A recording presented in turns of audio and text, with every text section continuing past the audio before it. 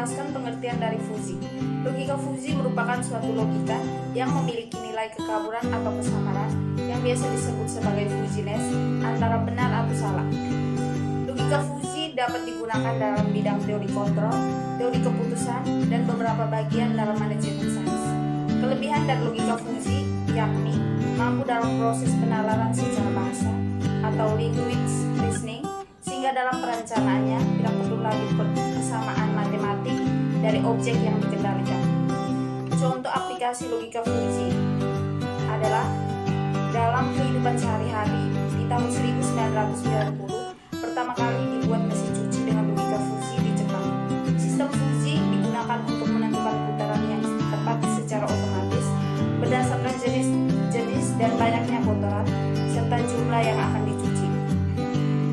Input yang digunakan adalah seberapa kotor, jenis kotoran, dan banyaknya yang dicuci. Mesin ini menggunakan sensor optik, mengeluarkan cahaya ke air, dan mengukur bagaimana cahaya tersebut sampai ke ujung lainnya. Makin kotor, maka sinar yang sampai semakin redup. Fuzzi logik sudah diterapkan pada banyak bidang, diantaranya teori kendali hingga inteligensia buatan. Di dunia kedokteran dan biologis, contohnya diagnosis penyakit pasien, penelitian kanker, dan sebagainya. Manajemen pengambilan keputusan yakni manajemen basis data dan query data. Tata letak pabrik yang maksimal, penentuan jumlah produk berdasarkan jumlah stok dan permintaan. Klarifikasi dan percobaan bola, mengukur kualitas air, peramalan cuaca, dan lain-lain. Logika fuzzi umumnya diterapkan pada masalah-masalah yang mengandung unsur ketidakpastian, ketidaktepatan, dan noisy. Logika fuzzi menjembatani bahasa mesin yang presisi dengan bahasa manusia yang menekankan pada makna atau arti.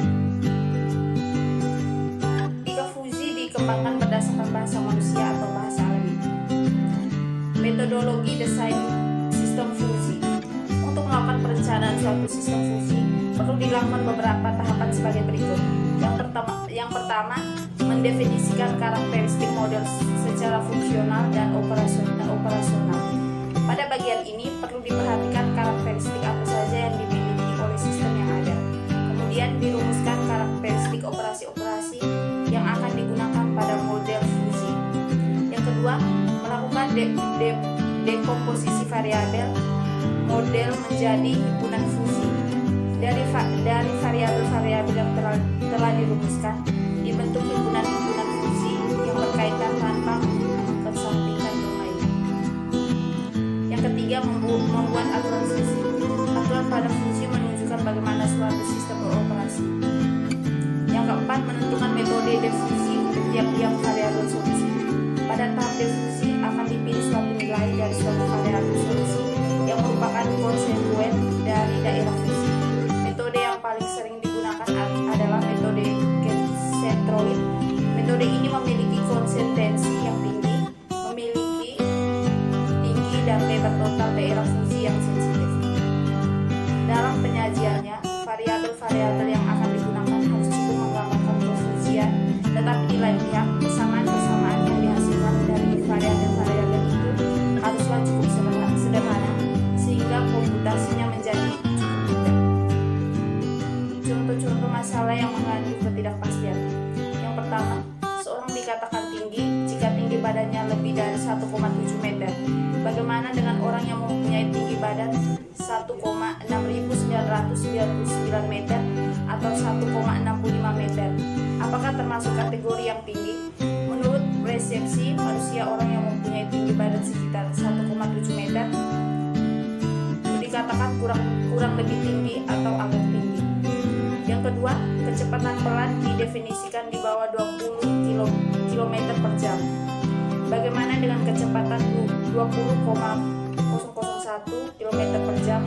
Apakah masih dapat dikatakan pelan? Manusia mungkin mengatakan bahwa kecepatan 20,001 km per jam itu agak pelan. Ketidakpastian dalam kasus-kasus ini disebabkan oleh kaburnya pengertian agak, kurang lebih, sedikit, dan sebagainya. Logika fuzzi juga memiliki kekurangan. Yang pertama, perlu banyak terdapat kursus atau balai pendidikan dan buku-buku yang menjangkau setiap tingkat pendidikan. Yang kedua, giat belum ada khawatir tengah membangun beragam pekerjaan problem dari menggunakan dan. Yang ketiga, belum adanya metode untuk mengembangkan dan mengimplementasi pengendali fusi. Karakteristik utama dari fusi logik yang ditemukan oleh Profesor Lutfi Azaris adalah sebagai berikut. Yang pertama, dalam fusi logik, penalaran tepat dipandang sebagai suatu kasus terbatas dari penalaran kira-kira. Yang kedua, dalam fusi logik, segala sesuatunya adalah masalah derajat. Penerapan fusi logik untuk keamanan dan berkendara dengan mobil. Dengan menggunakan fusi logik pada sistem kontrol produser keamanan berkendara dengan mobil, maka dapat diperoleh sebuah kenyamanan saat berkendara. Karena fusi logik mengontrol berbagai aspek tata cara berkendara yang benar dan tidak melanggar peraturan, seperti mengukur jarak antara mobil kita dengan mobil di depan dan mobil di belakang, mengukur membatasi kecepatan mobil kita saat berkendara di dalam kota dan jalan tol, mengatur kecepatan mobil dan presisi kendali mobil saat melewati sebuah tikungan, diperhitungkan tingkat kecenderungan tikungan, pengaturan kecepatan mobil saat ingin menyalip mobil di depan kita, dan berbagai hal lainnya yang dapat memberikan kenyamanan seperti rasa aman kepada manusia dalam berkendara. Dalam